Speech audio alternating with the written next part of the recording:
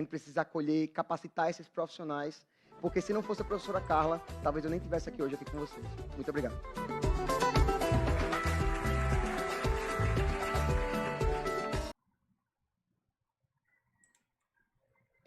Bom dia feliz, professores e professoras de Belém.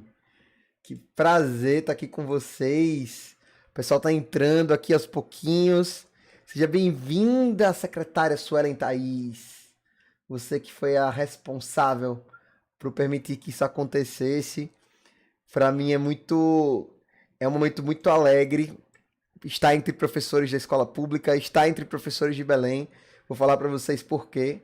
Ontem eu estava conversando com o professor Júlio Furtado, e toda vez que a gente conversa, eventualmente a gente toca no nome de Belém, sempre com admiração, sempre com respeito pelo trabalho. E imagina, né? Só mês passado eu tive com 3.000 professores, o professor Júlio, só em Maceió, que ele dá consultoria, são 5.000, fora os outros 25 cidades que ele dá.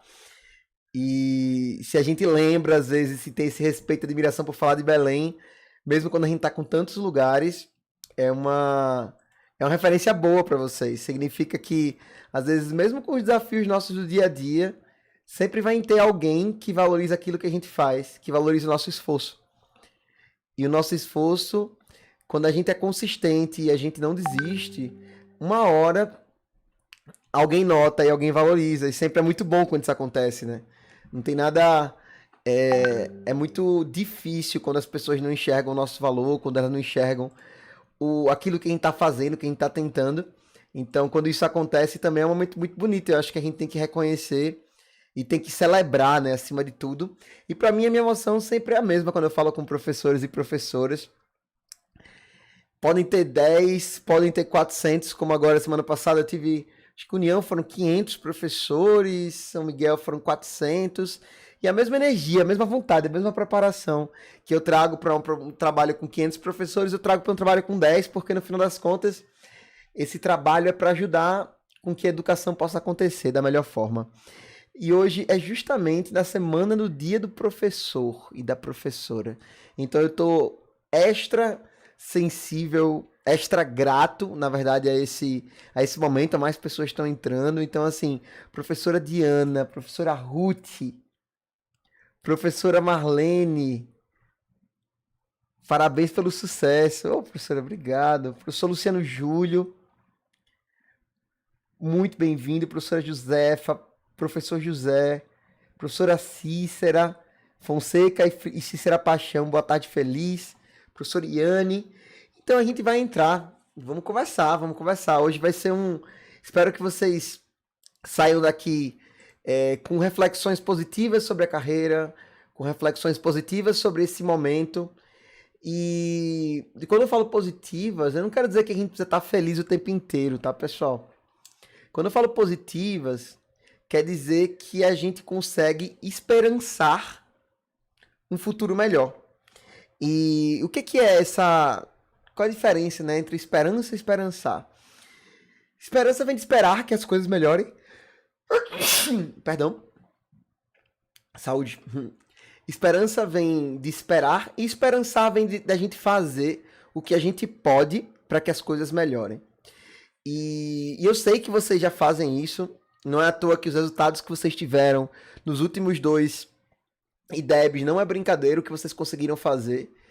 Eu tive aí com alguns de vocês e eu lembro que quando eu conversei com alguns alunos de Belém, e aí eu falei assim, nossa, qual é o sonho de vocês? O que vocês gostariam? Não sei quem estava naquele evento, que eu conversei com os alunos de Belém sobre o que é que eles queriam para a cidade.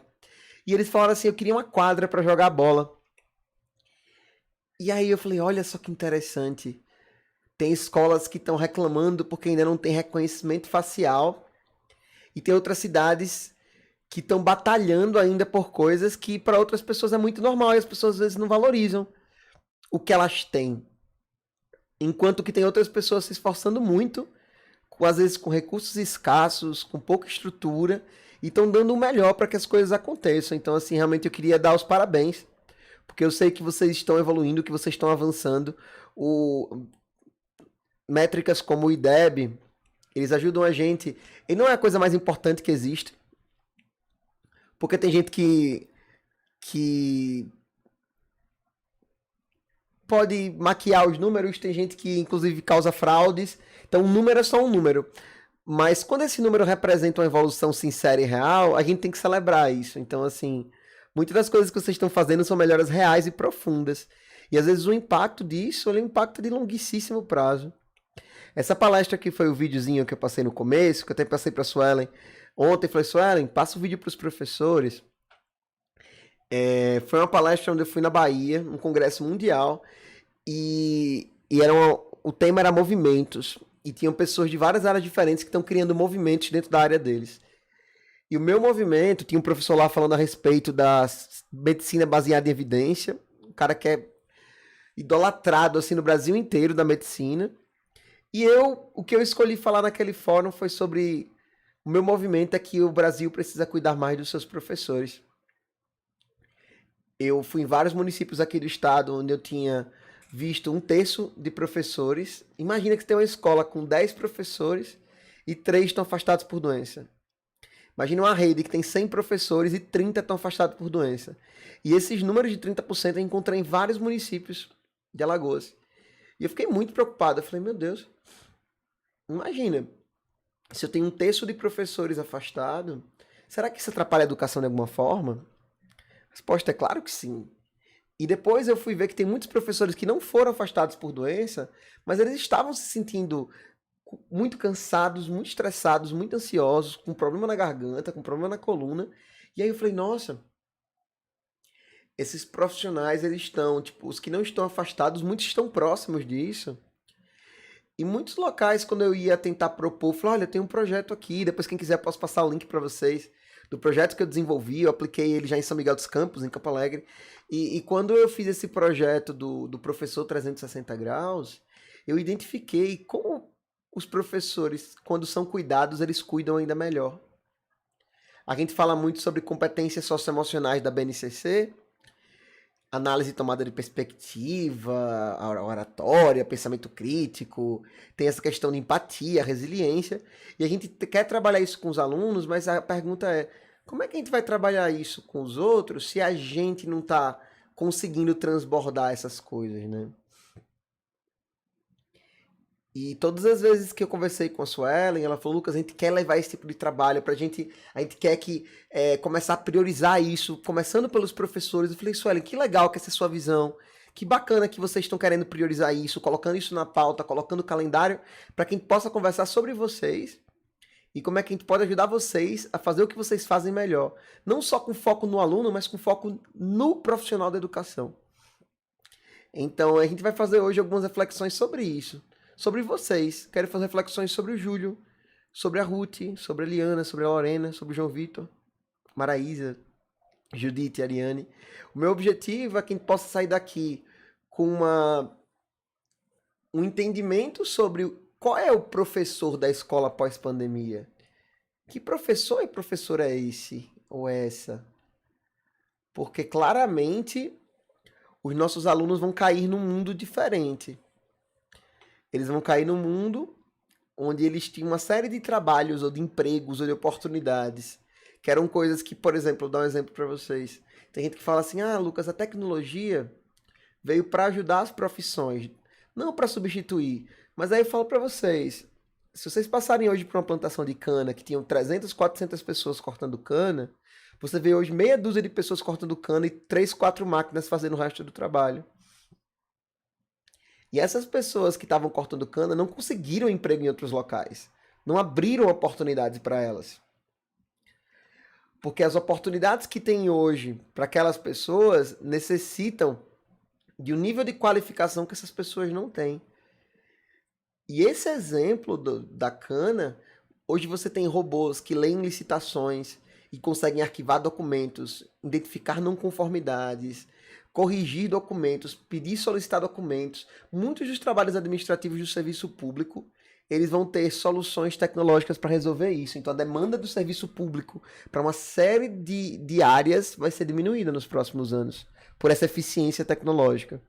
Muitas empresas que demitiram 20, 30, 40, 50, 100 pessoas na pandemia, agora que a pandemia está passando, elas estão vendendo às vezes a mesma quantidade de produtos que elas vendiam antes, com 100, 200 pessoas a menos trabalhando na empresa e a empresa está funcionando. E elas não vão recontratar, porque elas estão encontrando formas de serem mais eficientes com menos pessoas.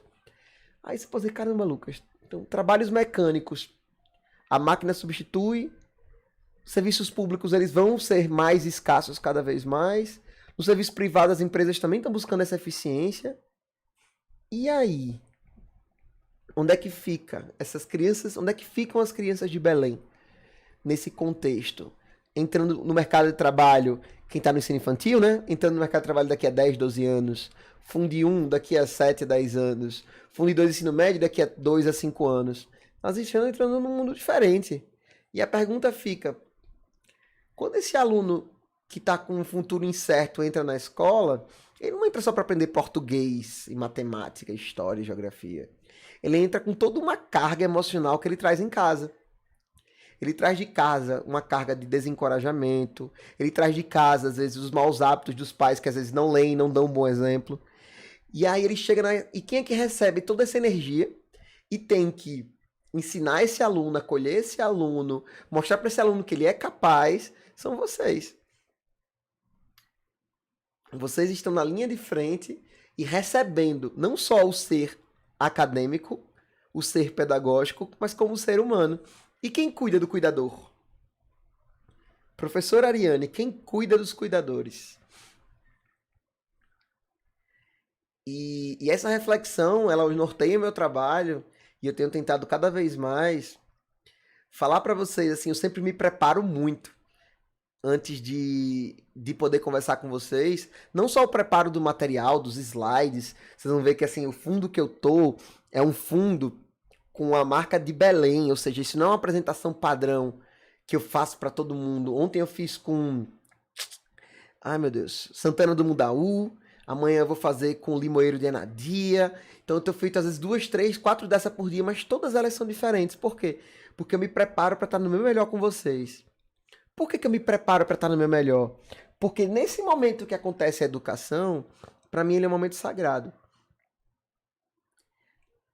Nesse momento, quando a gente começa a conversar, eu ouço músicas que me deixam no estado positivo antes de começar um momento como esse. Eu dou uma última olhada no material, faço ajustes, personalizo para a realidade de cada município, para a quantidade de pessoas que vão estar lá, verifico quais são as ferramentas que eu vou utilizar. E por que eu faço isso todas as vezes? Mês passado eu falei com 3.000 professores, 12 cidades diferentes, mas toda vez que eu faço é o mesmo preparo. Porque nesse momento que a educação está acontecendo, eu tô conversando com professores da rede pública de ensino.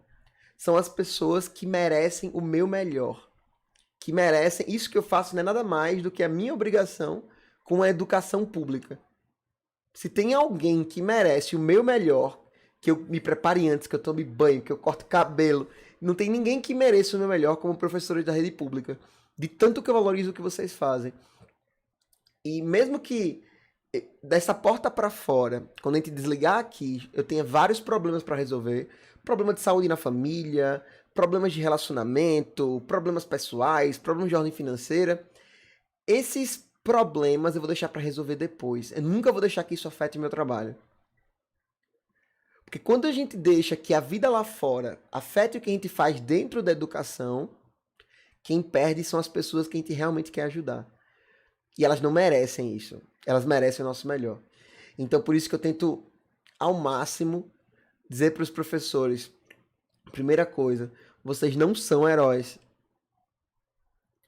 Vocês não são heroínas.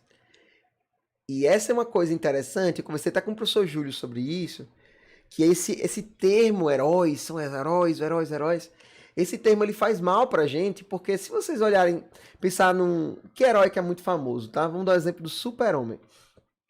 O Super-Homem, você nunca vai ver ele reclamando. Você nunca vai ver ele com medo. Você nunca vai ver ele chorando. E aí quando a gente começa a falar, fulano é herói, professor não pode postar uma foto de biquíni na praia, professora não pode postar uma foto tomando uma cerveja, por exemplo, nas redes sociais. E eu fico pensando, mas quando foi que professor ou professora deixou de ser gente? Se uma pessoa normal pode postar uma foto de biquíni, a professora também pode. Se uma pessoa normal pode ir para uma festa, um professor, uma professora também pode. E isso não afeta quem essa pessoa é como profissional. mas foi colocado o professor num pedestal como se o professor ou a professora não pudesse fazer coisas de gente normal. E a gente carrega essa capa de herói. Então, quando começa a vir esse problema, e isso eu tô falando fora do contexto da pandemia, tá? Só que agora jogam pra gente em cima de todos esses desafios, impuseram a gente uma mudança. E uma das frases que eu vi o professor Júlio falar esses dias, eu achei muito interessante, ele falou assim, porque o professor tá se reinventando, o professor tá se reinventando. E ele falou assim, mas eu sempre me reinventei. Eu sempre estudei. Esse termo, ele começa a ficar meio cansativo, porque a verdade é que todos nós estávamos tentando melhorar, e a gente estava tentando mudar, é que a verdade é que a gente não tem necessariamente problema com a mudança. O nosso problema é com a mudança que foi imposta a gente. Essa mudança, ela é muito dolorosa. Porque tem aquela mudança onde a gente tá namorando e decide casar. Tem aquela mudança que quem tá casado decide ter filho. Então, essa mudança é uma mudança que ela é boa, porque é uma mudança que a gente escolhe. Mas quando impõe a gente essa mudança, a gente não gosta. A gente não gosta. Não faz bem pra gente. O ser humano faz de tudo para se manter dentro do universo que ele entende. Só que, de repente, jogam a gente num outro mundo. E a gente não tem escolha. A gente não tem a escolha se a gente vai participar ou não desse mundo. E aí, essa é a nossa conversa de hoje. 14 de outubro, um dia antes do Dia dos Professores. Quem está tentando fazer aulas remotas está sentindo a dificuldade. Quando começou a pandemia, a gente começou, poxa, vamos lá, a gente consegue, vamos passar por cima desses problemas. Aí vimos que os nossos alunos não têm internet, e a gente começou a tentar usar a internet, e a gente tentou colocar aulas gravadas, tentamos fazer atividades impressas, e tudo aquilo gerou uma certa energia, né? Março, abril e maio. O que começou agora, de julho para cá? Os professores e os alunos começaram a cansar. E claro que começaram a cansar. Porque é como se, quando a gente começou a fazer isso, quando as escolas fecharam no meio de março, a gente foi colocado para dentro de casa. Desde então, a gente não sabe quando é que a gente está trabalhando, quando a gente está em casa, quando a gente está na escola, quando a gente está com a família. A gente não sabe que horas a gente é mãe, que horas a gente é pai, que horas a gente é professor, que horas que nosso filho é filho, que horas nosso filho é aluno. A escola fazia com que essa separação de vidas e separação de papéis fosse bem definida. Quando isso foi tirado da gente, um levantamento do Instituto Península mostrou que um dos principais desafios emocionais dos professores e professoras, no ensino municipal, inclusive a maior parte são mulheres, é justamente lidar com os problemas de você conseguir juntar as atividades de casa com as atividades do trabalho. Eu mesmo, ontem eu fiz 3 formações como essa, e minha filha veio com fome uma hora, eu tava sozinho em casa com a minha filha. Minha filha veio com fome, depois ela queria jogar no celular, depois ela falou que a televisão não tava não sei o quê, e depois ficou aqui falando comigo, imagina. E aí eu tive que terminar uma formação, ver o almoço dela. Terminar outra formação, lavar a louça. Terminar outra formação, então imagina pra gente como isso é difícil. Ter que estar misturando as atividades de casa com a do trabalho o tempo inteiro. E a gente não escolheu isso, não é uma coisa que faz parte do nosso normal. Então todo esse choque, eles são coisas que mexem com a gente. Então, assim, como a professora Ruth falou, esse cuidado, professora Ruth, ele é importante porque a gente só dá o que a gente tem. Você não pode chegar para 10 pessoas e falar assim, olha, eu vou dar uma carona para vocês. Vocês estão precisando chegar ali, eu dou uma carona. Aí a pessoa olha para você e fala assim, mas você tá a pé. Aí você fala assim, meu Deus, é verdade. Eu não tenho como dar carona a pé. Eu só consigo oferecer algo de melhor quando eu tenho esse melhor dentro de mim. Quando eu posso proporcionar isso para os outros. Só que aí vocês podem falar para mim, mas Lucas, como é que a gente faz isso na prática? Então, hoje eu tenho várias coisas para falar com vocês, então eu não tenho agora como entrar e aprofundar, mas o que eu queria trazer para vocês hoje é um momento de reflexão, então não é um momento tanto de ferramentas, mas o que eu posso falar para vocês? Primeiro é entender que a gente precisa ter esse autocuidado e tentar encontrar esse autocuidado e tentar aumentar esse autocuidado à medida que o tempo vai passando. Então, ok, para cada um isso vai ser uma coisa diferente. Para algumas pessoas tem a ver com essa questão religiosa. Então, talvez o autocuidado tenha a ver com você exercer a sua fé, ter tempo para exercer a sua fé. Rezar 2 vezes por dia, ir para a igreja 2, 3 vezes por semana, para alguns pode ser isso. Para outros pode ser o esporte. Pode ser fazer uma caminhada. Para outros pode ser jogar conversa fora com amigos. Para outros pode ser fazer um jogo, assistir um jogo. Então, eu não sei qual é a sua versão de autocuidado. Tem algumas coisas que são basilares e que são iguais para todos nós. Então, por exemplo, cuidar da saúde de uma forma geral é uma coisa que faz bem para todo mundo. Então, isso é meio que um padrão. Então, para cuidar da saúde, por exemplo, uma coisa simples que faz muito bem para a gente é acordar de manhã e tomar um pouco de sol. E agora, nesse período de pandemia, uma das coisas que piora um pouco a nossa saúde, que algumas pessoas enclausuradas, uma das coisas que ajuda muito, tipo, 15 minutinhos, se acordar, fazer uma caminhada, pegar um pouco de sol, o seu dia vai ser completamente diferente. Equilíbrio do sono, melhora na disposição, o exercício físico tem uma série de outros benefícios. Então, se você quiser uma dica para começar a exercer o autocuidado, vai fazer uma caminhada sozinho, comigo, com o marido, com a esposa, com quem quiser. Se for possível, não leva nem música, nem nada. Você mesmo com seus pensamentos vai caminhando, vai prestando atenção naquilo que você está fazendo.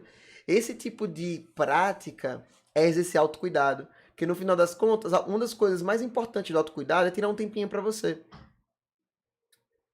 Precisa gastar dinheiro para isso? Não. Precisa de estrutura? Não. Precisa passar 2 horas, que eu sei que vocês não têm, porque eu também não tenho? Não. Eu, por exemplo, no momento, eu faço atividade física segunda, quarta e sexta, de meio-dia às 13. É o tempo que eu tenho durante a minha semana. São 3 horas por semana. É o ideal? Não, o ideal é que eu fizesse todos os dias. Mas é o que eu posso fazer agora. É o que eu posso fazer. Aí, no meu caso, eu gosto de artes marciais. Então, pra mim, quando eu vou pro jiu-jitsu e eu volto, eu falo assim, caramba, mais um dia que eu escolhi me cuidar um pouquinho mais.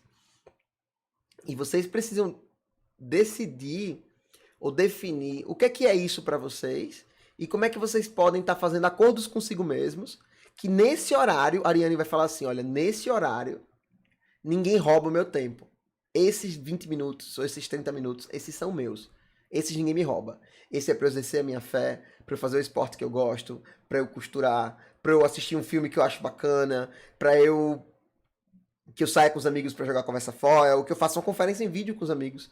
Hoje alguns dos meus melhores amigos moram em São Paulo, eu não tenho mais eles no dia a dia, e uma vez por semana a gente se reúne por vídeo pra conversar sobre cinema. Lucas, é o ideal? Claro que não. O ideal é quando a gente se juntava e conversava besteira, e saía pra comer um sanduíche. Então, só que o ideal eu não tenho. E aí eu só tenho 2 opções. Eu posso reclamar pelo que eu não tenho, ou eu posso ir atrás de alternativas. E o que é que isso tem a ver com a educação? A resposta, tudo. Tem tudo a ver com a educação. Eu luto e batalho por condições melhores, mas eu sou grato pelas condições que eu tenho, por mais que elas sejam limitadas de alguma forma. Quando eu comecei a pandemia, eu não tinha internet boa em casa, não tinha luzinha. Hoje até tem luzinha aqui, ó. Tem luzinha. Tchum, tchum, luzinha. Tchum, tchum, tchum, tchum. Tem luzinha especial, tem câmera boa, tem microfone, internet. Quando começou a pandemia, não tinha nada disso. Não tinha nada disso. E são coisas que a gente vai fazendo com que dá, enquanto que a gente vai tentando melhorar essa estrutura, mas entendendo que isso é um processo. Então vamos falar um pouquinho sobre pandemia, professora Maria. A pandemia tirou da gente uma vida que a gente tinha. A vida como a gente entendia, a pandemia tirou, tá? E as fases do luto, elas ajudam a gente a entender um pouco sobre o que isso significa na prática.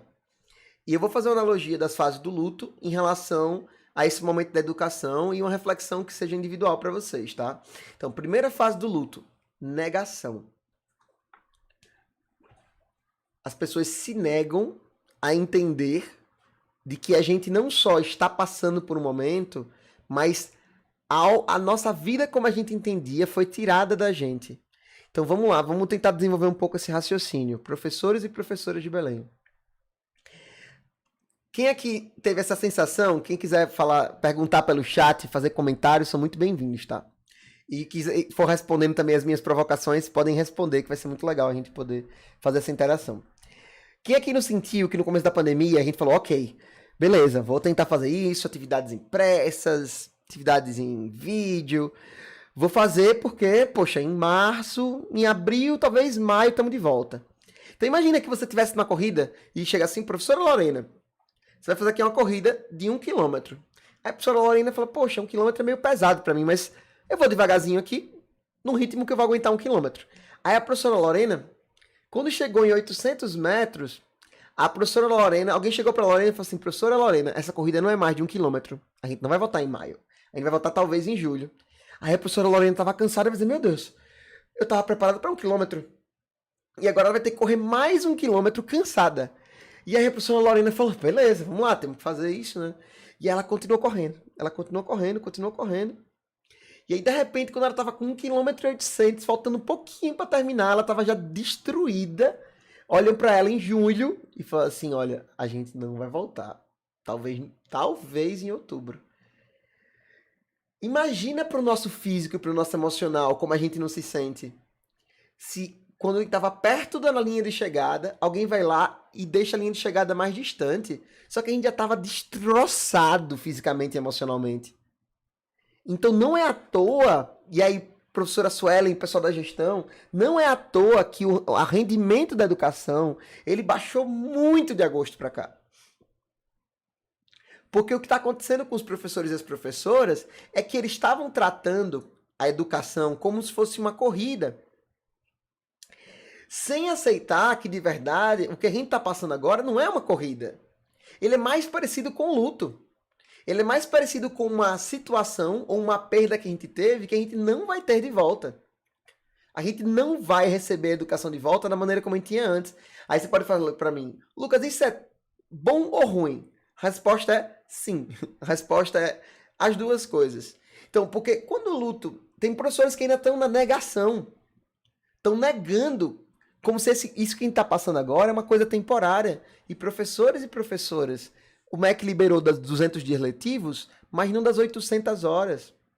Ou seja, esse ciclo emergencial pedagógico que a gente está entrando, mesmo quem tivesse aula no contraturno, que a gente não vai ter essa estrutura para receber todos os alunos em contraturno, porque teria problemas de merenda, validação das horas dos professores, rodízio das escolas, por conta da questão dos 7 metros quadrados de distância entre os alunos. Então, mesmo que a gente tivesse escola sábado, domingo, feriado, a gente não teria como bater as 800 horas. Ou seja, o ensino remoto, ele é uma realidade no nosso Brasil, pelo menos até o final de 2021.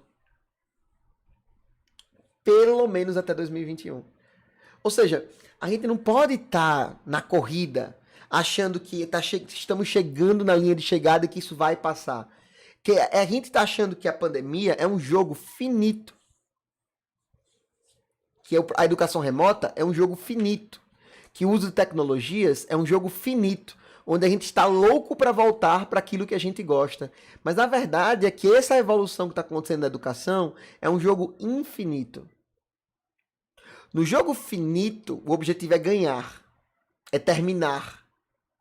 No jogo infinito, é continuar jogando e se adaptando aos desafios que aparecem. E a gente precisa entender que o uso de tecnologias, professores fora da zona de conforto, buscando formação, buscando novas competências, quer sejam cognitivas, competências de ferramentas, competências socioemocionais, esse trabalho é de um jogo infinito. Ele é uma coisa que ele não vai diminuir ano que vem. Ele não vai diminuir em 2022, porque a gente vai precisar continuar usando esses recursos.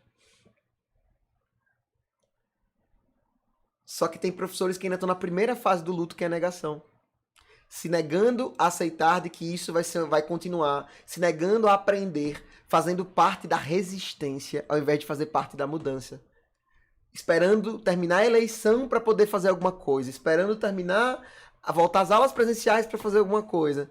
E eu sei que é difícil. Às vezes a gente faz uma coisa há 5, a 10, a 15, a 20 anos. E agora falaram assim, olha, a gente tem que fazer agora diferente. E o jeito de agora não quer dizer que é melhor do que o de antigamente. O jeito de agora só está mais adaptado a esse mundo novo. É duro. duríssimo, duríssimo.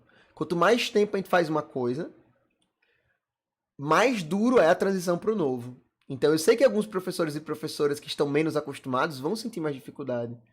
Só que a reflexão aqui não é que tem gente certa e gente errada. A reflexão aqui é: precisamos, com serenidade, tentar abraçar a mudança e as dificuldades que vão vir juntos. Porque se a gente não abraçar essas mudanças, a gente fizer parte da resistência, ficar na parte da negação, a gente, além de sofrer mais, a gente não vai ajudar os nossos alunos.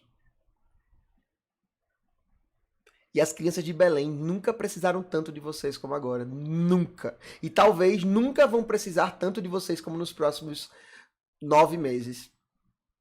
E os próximos 3 meses vão ser cruciais.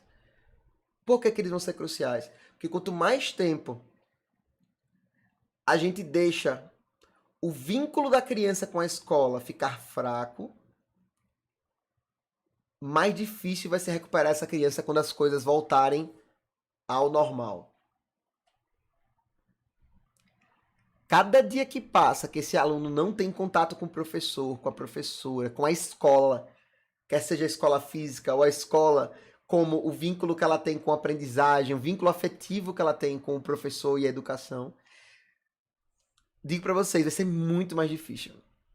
Se talvez uma visita com o conselho tutelar fosse necessária, para cada 10 alunos que quisessem recuperar 5, é possível que o conselho tutelar, junto com a assistência social, se os alunos perderem 1 mês de vínculo com a escola, talvez só vão conseguir recuperar 2 ou 3. E eu sei que é pedir demais da gente, que a gente, além de ter que mudar, além de ter que passar por todo esse processo de dor e aprendizagem e adaptação, a gente ainda vai ter que fazer isso rápido. É uma maldade isso que estão fazendo com a gente. Não é uma coisa agradável. É uma coisa que, se eu pudesse falar para vocês diferente, eu prometo que eu falaria. E se eu pudesse fazer uma coisa um pouco mais... Só que, infelizmente, a gente não tem escolha. Tudo bem, tesoura? Infelizmente, a gente não tem escolha. Infelizmente, é isso que está posto.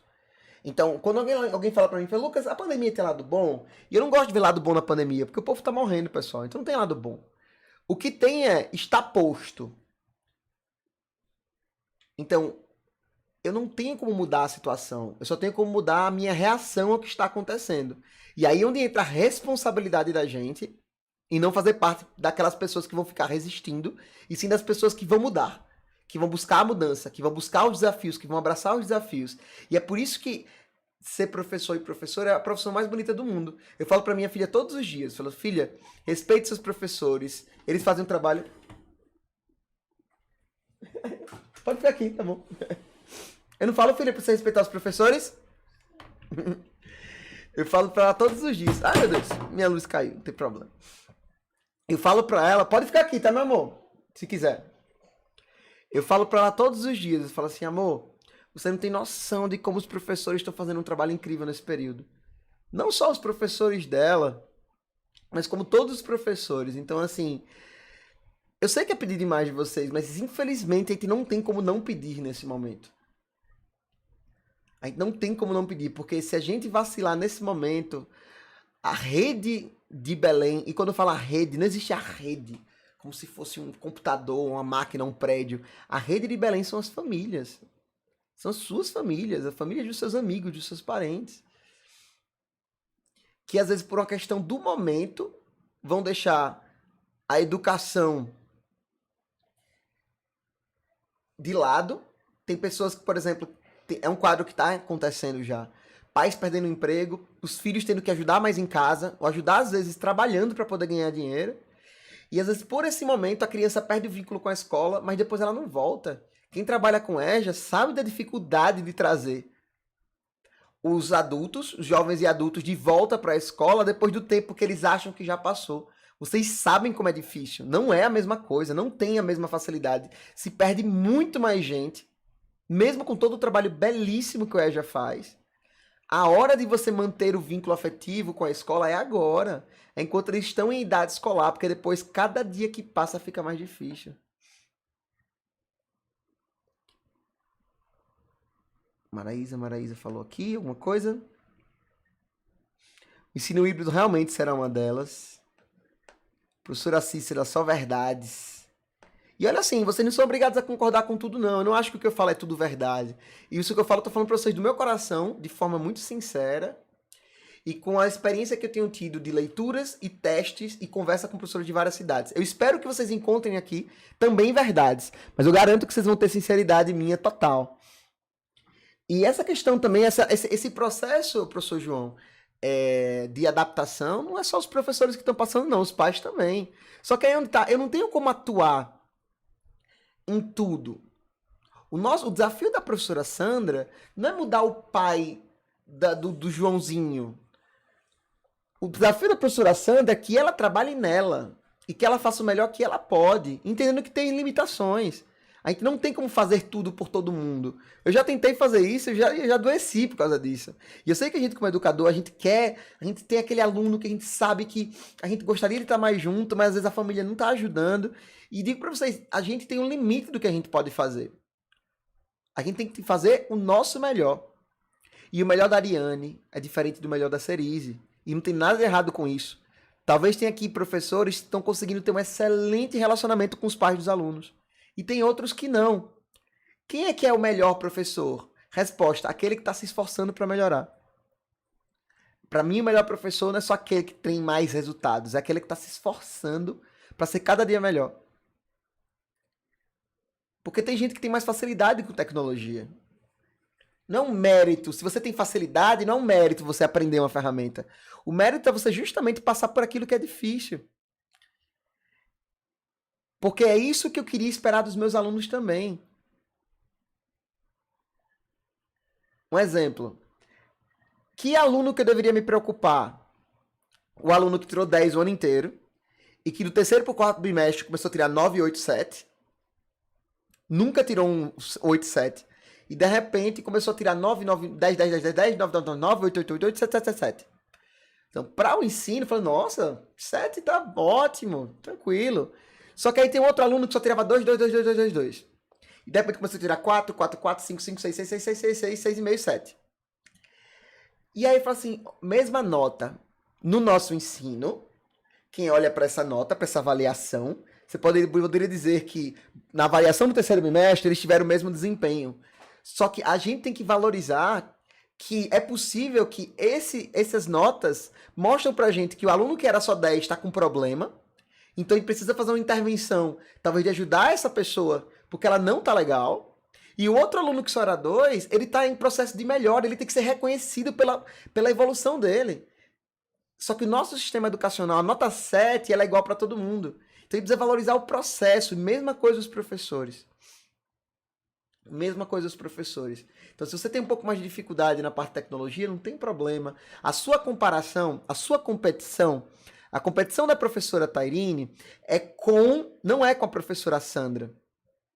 A competição da professora Tairine é com a competição da professora Tairine de 14 de outubro tem que ser a competição com a Tairine de 14 de setembro. Ela precisa fazer uma reflexão 30 dias depois e dizer assim, o que é que eu aprendi?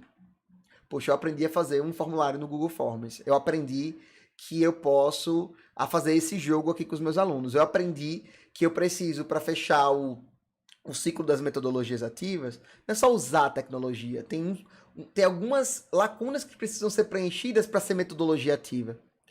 As aulas remotas, o que está acontecendo muito nas aulas remotas, e no EAD no Brasil, são as aulas presenciais, ou gravadas, ou feitas pelo Google Meet. Isso não é ensino remoto. O ensino remoto que funciona mesmo, por isso que alguns professores estão com dificuldade agora de engajar os alunos. Os alunos não estão respondendo. Por quê? A gente levou a aula presencial para o Google Meet. E o ensino remoto, ele pede outras competências. Não é só usar o Kahoot, usar o Quizlet, usar o Quizzes. Então, o ensino remoto, ele pede que a gente mude a nossa mentalidade sobre a educação.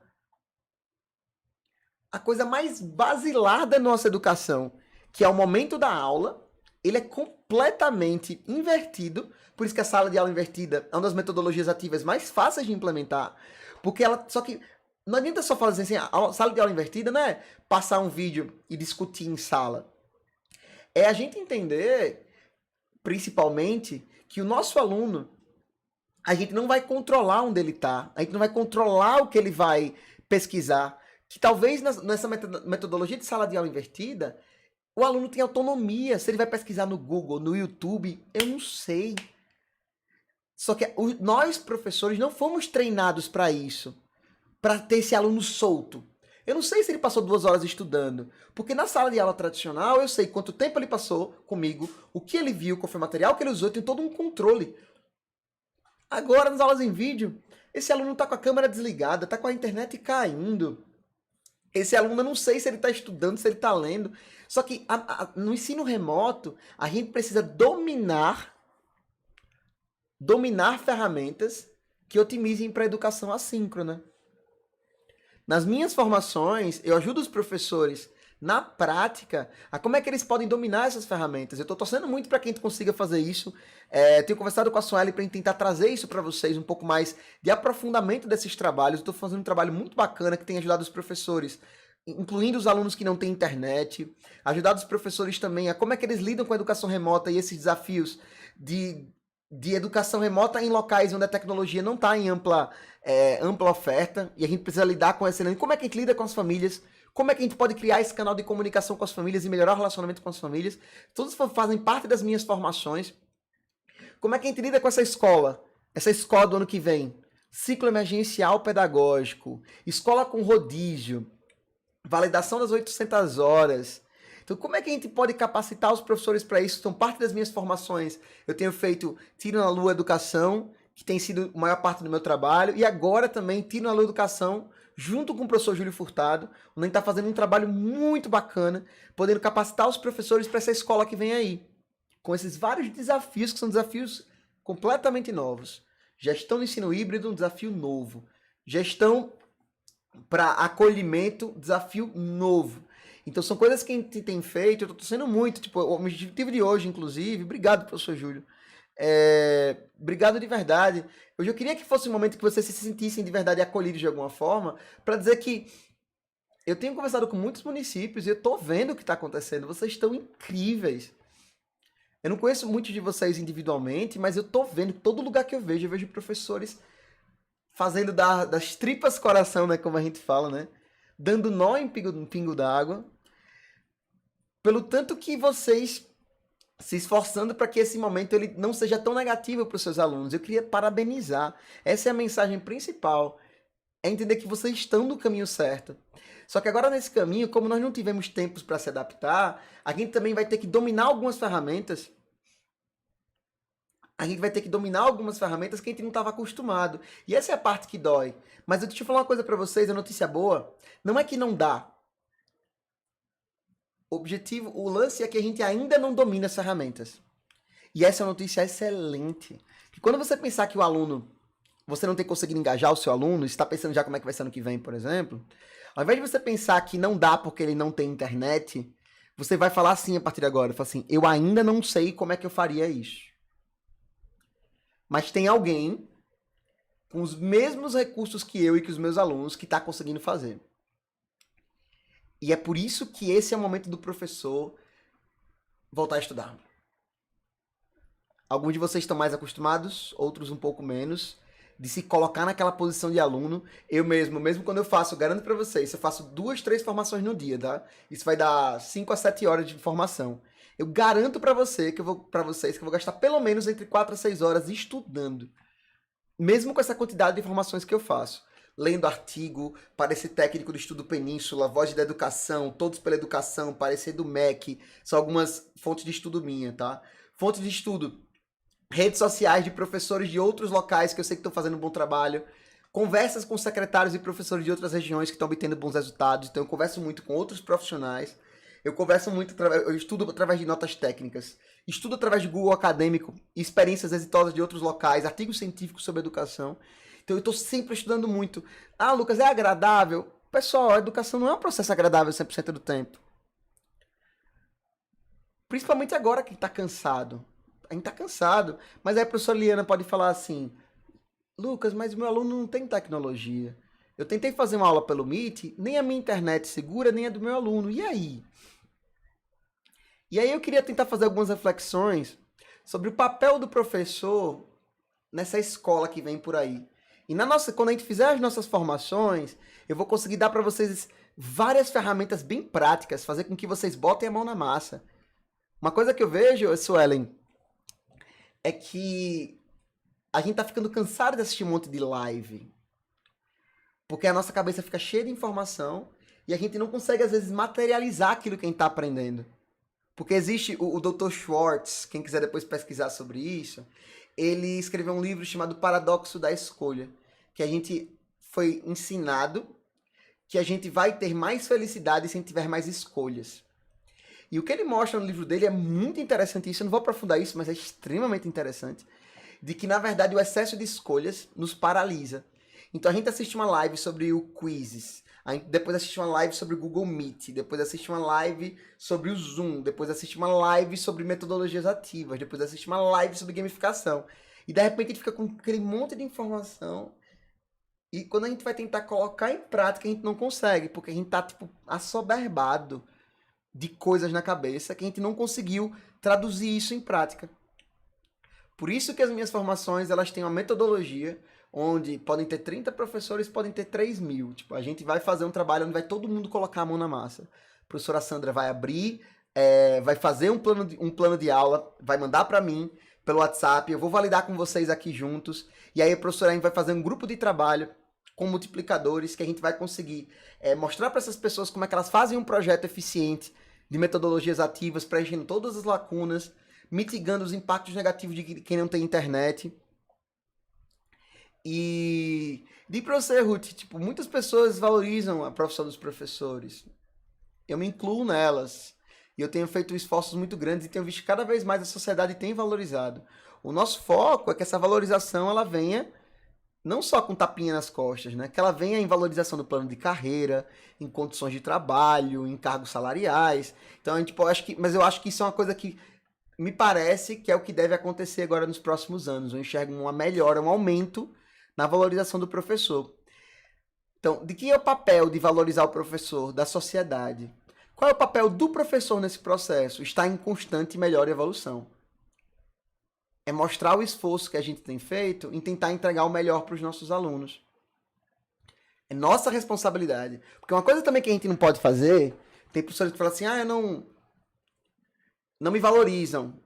E aí eu falo para essa professora, o professor fala assim, professor, mas quando foi a última vez que você leu um livro? Que você leu um artigo científico? Que você foi para um congresso? E às vezes a pessoa faz 10 anos que ela não lê o livro, que ela não aprende, e fala assim, a gente quer que as coisas melhorem, só que a gente não quer melhorar às vezes. Como é que eu vou exigir melhora se eu não melhoro? Mas aí a gente pode falar, né? Mas Lucas, mas alguém precisa investir mais. A gestão precisa investir mais. E é verdade. Só que o papel da gestão é esse. Qual é o meu papel? É buscar dentro das minhas condições. Eu sou um autodidata em 90% das coisas que eu faço. E tipo, dessas coisas que eu faço, que foi fruto do autodidatismo, 70% delas vieram de conteúdo gratuito. Um celular na mão e a curiosidade de querer saber como as coisas funcionam. Entender que existem 7 premissas básicas para a sala de aula invertida, por exemplo. Entender que eu tenho que partir primeiro do interesse do aluno. E agora eu queria falar um pouquinho sobre essa questão do papel do professor. Eu tenho uma formação minha só sobre engajamento de alunos e técnicas, 21 técnicas, para poder trazer mais engajamento para a sala de aula. Eu quero compartilhar com vocês uma dica prática. Algumas dicas práticas para que a gente possa sair daqui com reflexões também que possam auxiliar na nossa prática, tá? Então, papel do professor e uma visão diferente sobre o engajamento de alunos, tá? Primeiro, meus alunos não engajam, ponto final. E agora, na pandemia, a coisa mais honesta que a gente pode fazer com a gente mesmo é trocar o ponto final por ponto de interrogação. Opa.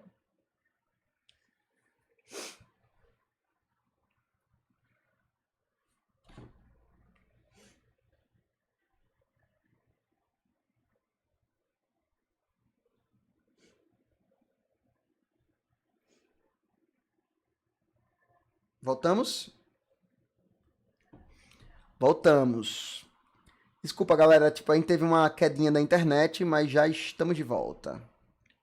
Tivemos... Deixa eu anotar aqui para você. Uma queda curta, mas já estamos de volta. Pronto. Vamos lá, vamos continuar aqui. Esse é o momento para a gente trocar os pontos finais e as exclamações por pontos de interrogação. Professora Cícera, eu vou falar uma coisa super importante agora. E aqui agora eu tô vendo que tá dando problema de novo de rede. Vamos lá. Vamos lá. Como é que a gente faz isso? Primeiro, a gente pode falar assim, Lucas, meus alunos não engajam. Essa é um ponto do final. Isso não ajuda, isso não resolve. Só que você pode substituir isso por como engajar meus alunos nesse contexto. Essa é uma pergunta boa, porque ela gera reflexão. Ela gera possibilidade de solução. Quando a gente vai lá e a gente simplesmente fala que não dá, não tem, não posso, não consigo, não sei, essas frases, elas são frases que terminam a discussão, elas não abrem espaço para possibilidades. Os nossos alunos merecem que a gente abra espaço para as possibilidades. A gente tem que procurar os recursos. A gente tem que procurar as soluções. Lucas, e o papel da gestão nisso? O papel da gestão é papel da gestão. É fornecer infraestrutura e tecnologia, fornecer formações, fornecer uma série de coisas. Mas e se demorar? Quem não trabalha com gestão pública não sabe que às vezes para conseguir pagar uma palestra de R$ 2.000, vocês não sabem como é difícil trazer uma formação, mas a burocracia que tem por trás. Tem muita gente que poderia fazer muito mais, mas tem a burocracia do serviço público que atrapalha de muita coisa. Então a gestão também não tem, apesar de parecer às vezes que eles têm todos os recursos, mas eles têm muita dificuldade para conseguir tocar as coisas. Vocês fazem parte da Gerência Regional da Educação, eu tenho conversado muito com gerentes, com a Valda, que é aqui da Quintagere, e eu falo assim, meu Deus, quanta burocracia que atrapalha, quanta coisa que poderia estar acontecendo e não acontece por burocracia. Só que os gestores estão tentando. Eles estão tentando fazer a parte deles. Então, qual é o papel dos gestores? Fazer o papel do gestor. Qual é o papel do professor? Fazer o papel do professor. Buscar os recursos do tamanho que o professor conseguia buscar os recursos. Que recursos são esses? Como eu falei para vocês, boa parte das minhas pesquisas vieram de pesquisas gratuitas pela internet, YouTube, Google Acadêmico, conversa com outros professores. Mas agora, tentando aprofundar um pouco essa questão do desafio da professora Cícera, de engajamento dos alunos, aí eu vou fazer para vocês uma contra-afirmação. Meus alunos não engajam. Aí eu devolvo. Seus alunos engajam. A pergunta é com o quê? Como é que eu, num período de pandemia, tá lá o meu aluno fragilizado emocionalmente, talvez muitos deles com problema em casa, e aí eu quero tirar eles daquele ambiente e trazer ele para uma aula em vídeo, dizer, olha, hoje vocês vão aprender trigonometria. Vocês têm noção de como isso é distante do momento que eles estão? Você quer pegar um aluno que não está bem emocionalmente, que está com uma série de problemas na vida dele, quer tirar ele desse ambiente e falar assim, olha, hoje nós vamos falar sobre literatura clássica, vamos falar sobre sonetos, vamos falar sobre comunidades periféricas e escravidão. E esse aluno vai dizer, o professor de física vai falar, vamos falar hoje sobre som. E ele vai dizer, e depois a gente não entende porque que esse aluno não engaja. Ele está em outra frequência. Você não tem como ouvir a rádio 103.7 quando você está na... Você não tem como ouvir rádio FM quando você está na AM. Se você quer que ele ouça, é muito mais fácil você virar FM e falar a linguagem dele. E é por isso que a gente precisa não ter medo de mudar. Vamos dar um exemplo prático? Se o seu aluno hoje engaja, por exemplo, com rap, e muitos dos jovens hoje gostam de ouvir rap, vocês poderiam se deparar... No exemplo do Big Brother, tá? Uma coisa também muito real, né? Muito atual. E aí, digamos que seus alunos gostam muito do Big Brother. Ou seja, você não precisa pedir para que eles engajem com o Big Brother. Você não precisa pedir que eles assistam o Big Brother. Eles já assistem, vocês estimulando ou não. Então essa é uma premissa interessante para a educação.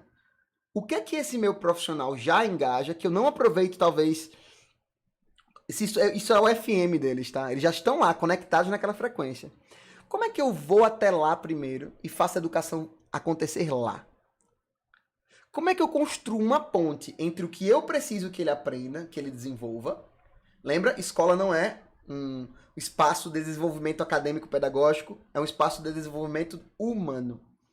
A BNCC tem competências socioemocionais. No ensino infantil, nós temos os campos de experiência. Tudo bem, amor? Então, pode ficar. Ah, tá, eu vou dar pra você. Então, essa é a Liz. Quer dar um oi, pessoal? Sim, tô sim. Tá aqui.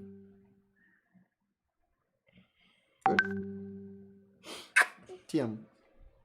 Então, qual é a escola como instrumento de desenvolvimento humano? E agora, palavras do professor Júlio, palavras belíssimas que ele fala, como instrumento socioemocional mais relevante da nossa sociedade. Um instrumento socioemocional. O que é que significa isso? Quer dizer que antes de passar conteúdo, eu preciso construir uma ponte. Jensen, em 2009, fez um artigo sensacional, calculando a nota de alunos em português e matemática, e a relação disso com o vínculo que ele tinha com o professor. Para alunos que tinham, na quinta série, problemas com matemática, na sexta série, às vezes, tinha um resultado excelente com matemática, só pela mudança do vínculo afetivo que ele tinha com o professor ou a professora. Ou seja, o vínculo afetivo, ele é a premissa básica para o processo de educação. E o vínculo de aprendizagem. Só que agora, nesse momento, o vínculo afetivo, ele tem que vir primeiro. Porque senão é como se você estivesse gritando de um lado. Tem alguma dúvida? Nem chega do outro lado. E aí pergunta se tem alguma dúvida, não vem nada. Não vem aquela interação que a gente precisa. Então, assim, pessoal, primeira coisa. Então, vamos estabelecer o exemplo do Big Brother. Vamos estabelecer, por exemplo, do Big Brother. O meu aluno já assiste Big Brother, por exemplo. E você pode trocar o exemplo do Big Brother por qualquer coisa que os seus alunos já gostam. Fortnite, brega funk, rap. Bom. Só que aí você fala assim, mas pô, Big Brother não pode ser minha matéria de estudo. E ele não vai ser uma matéria de estudo, ele vai ser um ponto de partida, ele vai ser uma premissa. Porque quando você vai olhar a última edição do Big Brother, apesar de eu não assistir, eu vi alguns takes, alguns artigos, algumas coisas assim sobre isso. É a Liz, essa é a Liz. Você vai ver que tinham dois personagens lá, um deles especificamente, que falou muito sobre feminismo, por exemplo. Que ele é uma pessoa que veio de comunidade periférica, e ele falava muito sobre racismo.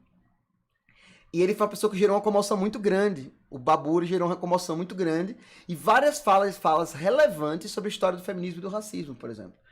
E aí, de repente, você tem o seu aluno, que já gosta de assistir Big Brother, que talvez até já goste do Babu, porque o Babu fala na mesma linguagem dessa pessoa, desse jovem, tá? Por exemplo.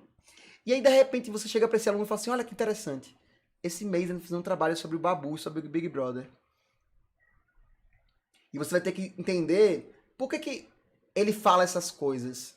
Tem alguma relação de onde o Babu veio, da comunidade periférica que ele nasceu, com essa fala dele? Como é que... E ele falava de favela, de racismo, de diáspora.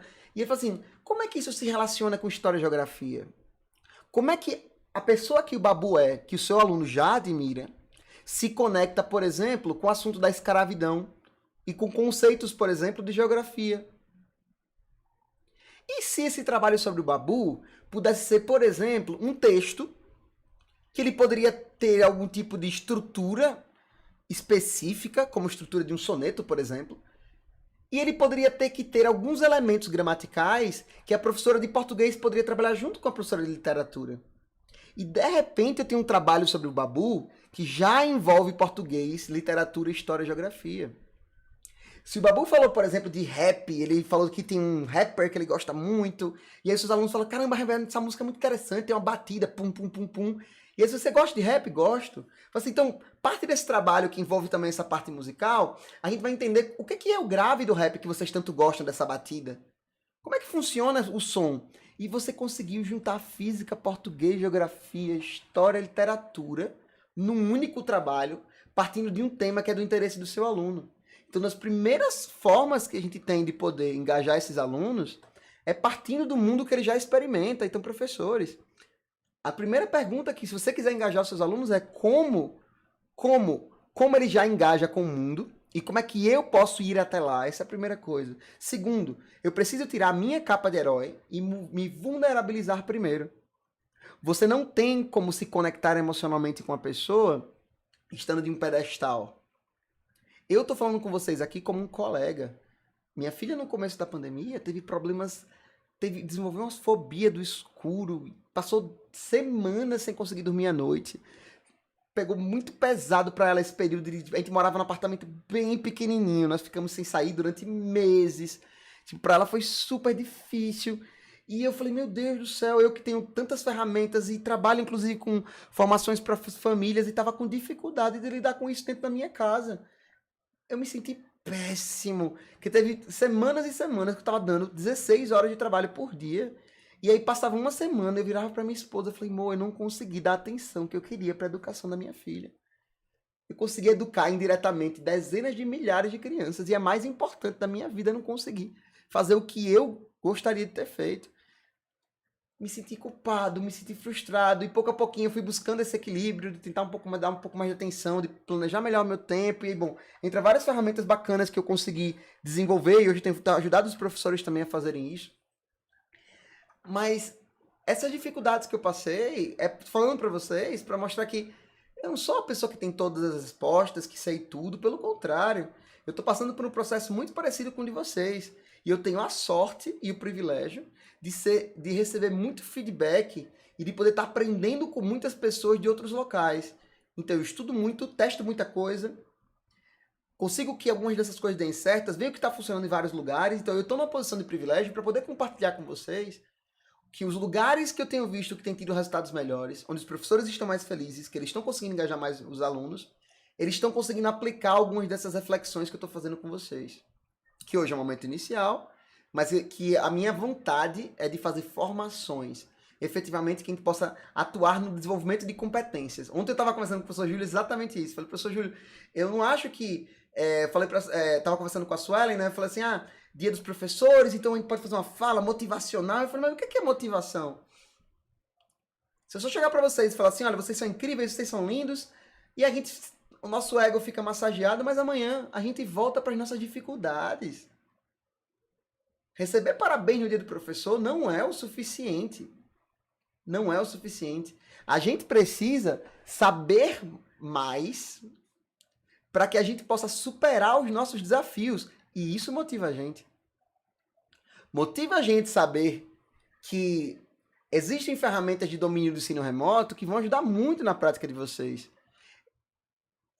Essa primeira dica que eu dei para vocês, de ir até onde esse aluno está, é uma dica importantíssima.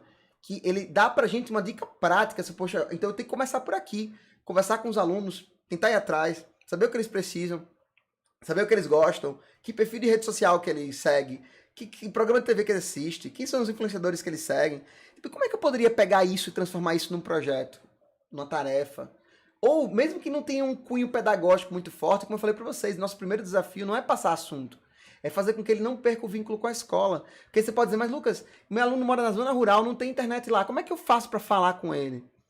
Se o que você pode fazer hoje é mandar um SMS pro pai, dizendo assim, olha, Joãozinho, aqui é a professora Ruth, esse período não tá fácil, a gente não tá conseguindo fazer as aulas, a professora tá sentindo muita falta sua, tá sentindo muito a sua falta, mas você é uma criança incrível, você é um aluno incrível, e eu tenho certeza que isso vai passar. Entenda que a educação é a única forma de a gente conseguir superar esses desafios da melhor forma possível. A professora Ruth te ama, acredita muito em você, e pai, lembre que o seu filho ele tem um potencial incrível, mas esse potencial só vai ser desenvolvido se ele mantiver o contato com a escola. Conte comigo, beijos e uma boa semana. Se o que você pode fazer é esse SMS e mandar para o pai, já é muita coisa. Se o que você pode fazer é pegar uma cartinha e entregar para um feirante que vai para aquela região, porque você sabe que aquele pai vai quarta-feira para o dia da feira, e que essa cartinha chegue até esse pai, que ele leia para o filho, que ele mande para o filho, que você faça um desenho. Se esse aluno souber que ele é lembrado, que ele é importante, já é uma grande coisa. Porque isso cria o vínculo emocional. Então, antes da gente criar o vínculo pedagógico, a gente precisa criar o vínculo emocional. Então, como é que a gente faz isso saindo do nosso pedestal? Quando você vai conversar com o pai ou com o aluno, a gente precisa mostrar que a gente tá na mesma frequência que eles. Então, todo mundo tem esse costume de dar respostas automáticas para algumas perguntas. Então, você perguntar, por exemplo, se encontrar com a professora Cícera na rua, eu falo, professora Cícera, como é que você tá? Ela fala, tô bem. Ela nem parou para pensar. Isso é uma resposta automática. E às vezes a gente não entende, porque a gente não consegue se conectar com outros seres humanos, é porque a gente faz perguntas ruins. Como é que você tá? Como é que foi a aula hoje? Foi boa. Quem aqui nunca ficou frustrado com isso? E aí, foi legal hoje? Foi. Poxa, é uma resposta de qualidade baixa, eu não consigo entender nada. Só que eu falo assim, professora Kézia, me fala uma coisa que foi interessante que você viu hoje. Me fala uma coisa, professora Cícera, que não foi legal o que aconteceu hoje com você. Professor Luciano, me fala qual foi o sentimento mais recorrente da sua semana. O que é que você mais sentiu na semana passada? Porque quando eu faço essa pergunta para um pai, para um professor, para um aluno, ele é obrigado a pensar. Aí o professor Luciano vai dizer, ansiedade. Eu falei, professor Luciano, você acredita que no começo da pandemia, eu basicamente comia um monte de pão, engordei pra caramba, porque eu não sabia lidar com essa incerteza. Então no começo da pandemia eu fiquei sedentário, comecei a dormir mal, comecei a acordar de madrugada, acordar tarde. E estou falando pra vocês, isso é verdade, tá? Quando eu falo isso pro professor Luciano, que ele falou que tá ansioso, e eu falo de uma situação, digamos que o Luciano fosse um pai de um aluno, tá? E eu ligo pra ele pra falar isso. Quando eu falo isso pra ele, a chance do professor Luciano ouvir o que eu tenho pra falar depois é maior. Por quê? Porque eu entrei na frequência dele de forma sincera e genuína. Querem criar conexões com os pais dos seus alunos? Façam isso. Liga e pergunta como tá o trabalho, se está trabalhando, como é que tá a parte financeira, como é que tá o filho, se ele mora com a avó, com o tio, que seja. Tenta buscar essa conexão, porque a gente vai precisar dos pais. São todos, Lucas, que vão dar esse suporte? Não, mas o nosso papel agora não é estar com todos do mundo inteiro. É fazer o nosso melhor. Então entenda que o seu trabalho, professora Kézia, não é nesse pai, nessa mãe. O seu trabalho é na sua habilidade de se comunicar com os pais. Se você vai chegar em todos, ou em 70% ou em 50%, aí já é uma coisa que a gente não controla. A gente joga para Deus, joga para o universo. Mas o nosso papel é melhorar as nossas habilidades, melhorar a qualidade das nossas perguntas. E uma coisa que então, você fala assim, Lucas, os alunos não engajam. Primeira coisa, professores, vamos conhecer mais os nossos alunos?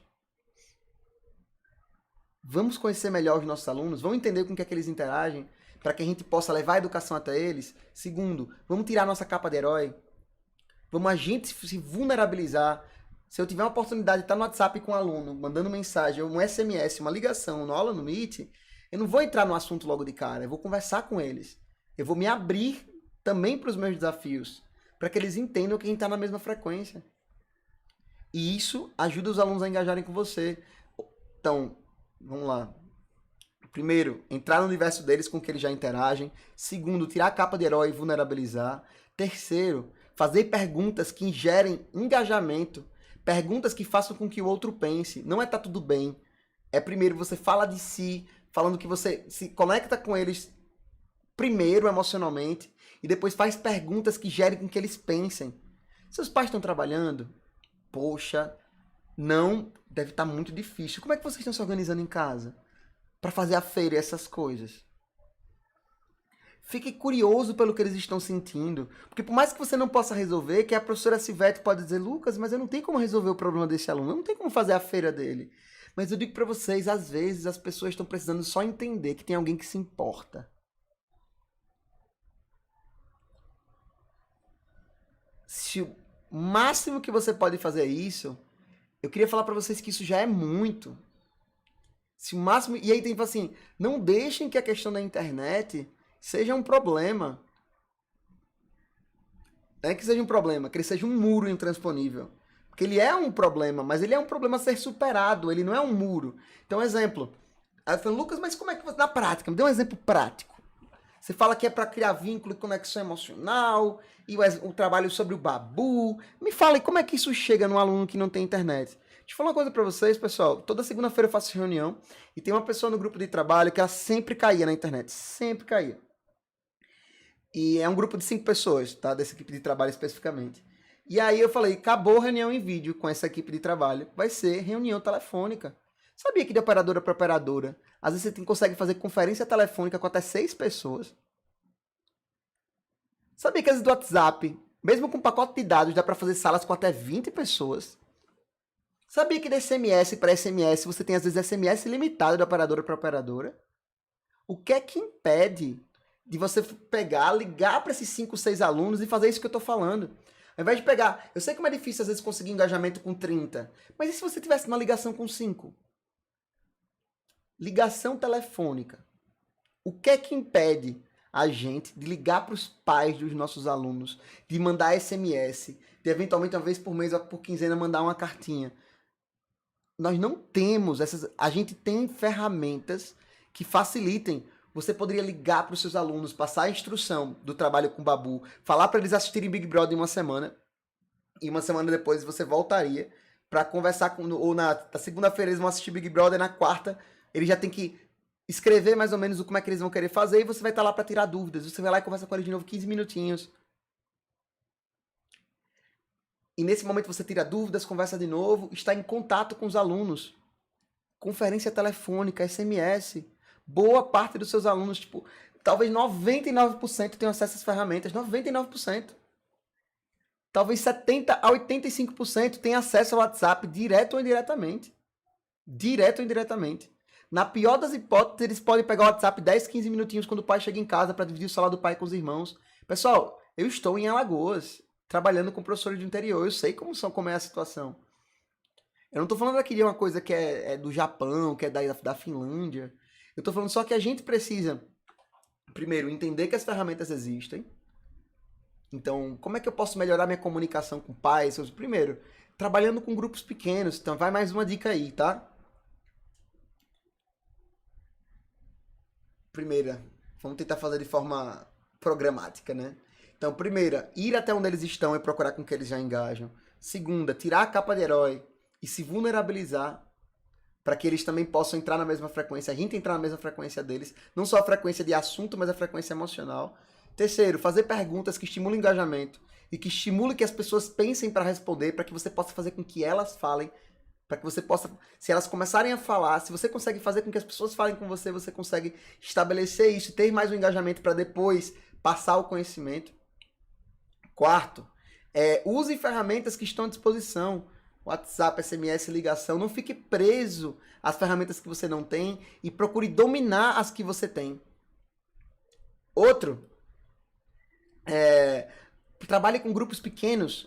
Você tem uma turma com 20, com 30, trabalhe com grupos de 6. Porque aí você pode juntar em 5 grupos de 6, uma turma de 30, e você pode fazer essas tutorias, fazer essas provocações de trabalho, tá conversando com essas pessoas. Eu quero muito trazer para vocês essas metodologias ativas e como é que a gente pode dominar essas ferramentas, as que usam a internet e as que não usam a internet. Mas tem várias tecnologias que vocês já têm, que vocês não usam ainda de forma 100%.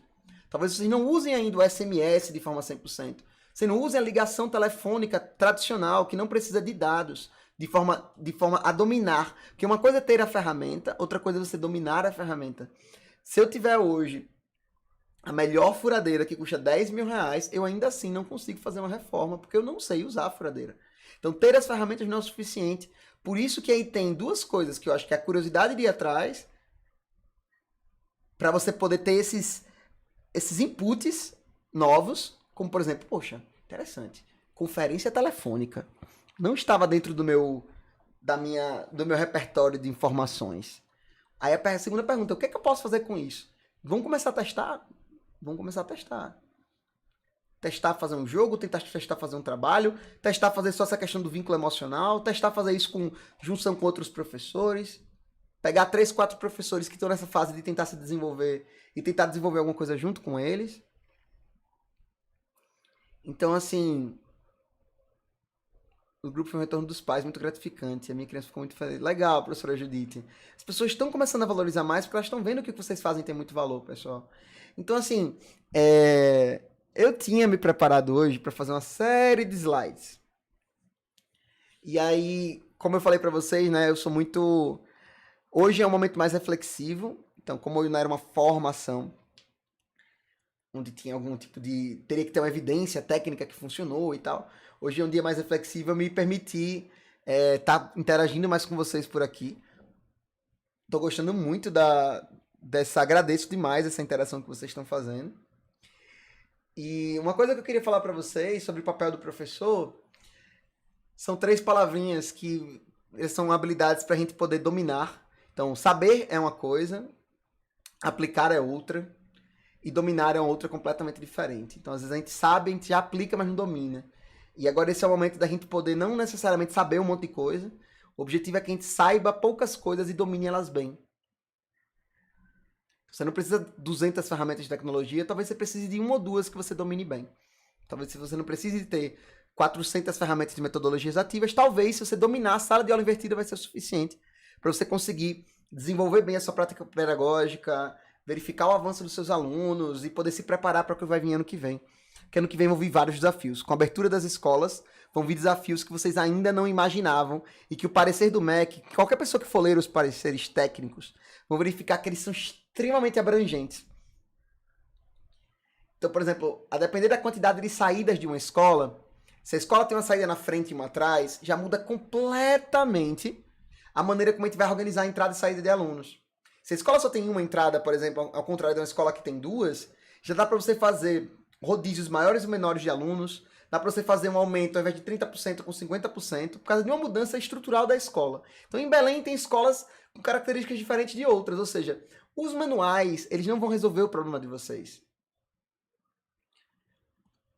Porque as escolas são diferentes, têm necessidades diferentes, vocês têm alunos diferentes, alguns locais, alunos que tinham um pouco mais de facilidade em se adaptar ao ensino remoto. Em outros locais, alunos que tiveram muito mais dificuldade. Então, o programa de diagnóstico e recuperação da escola A vai ser muito diferente da escola B. Então, olha que interessante. Que desafio interessante. Agora, a pergunta é, nós vamos passar por cima disso? A resposta é, com certeza vamos. Com certeza vamos. A gente chegou até aqui sem recursos, com 1000 dificuldades, e a gente conseguiu chegar até aqui. A trancos e barrancos, cansados, mas a gente chegou até aqui. Então, se a gente chegou até aqui, a gente vai conseguir superar isso, pessoal. E a gente vai conseguir superar isso como, Lucas? A gente vai conseguir superar isso juntos. Aprendendo um com o outro, buscando colaboração. Essa é uma hora para a gente poder estar muito junto. É uma hora para a gente poder aprender a trabalhar com todo tipo de gente. É hora para a gente juntar para o professor do lado e falar, professor, vamos fazer um trabalho juntos. Eu sou mais lúdico, você é mais tecnológico. Eu cuido da parte lúdica, você da tecnológica. Às vezes você é melhor em planejamento, o outro professor é mais desenrolado. É mais show. Então você pode fazer a parte de planejamento e levantamento de dados e pesquisa, e o outro professor pode fazer a parte da execução.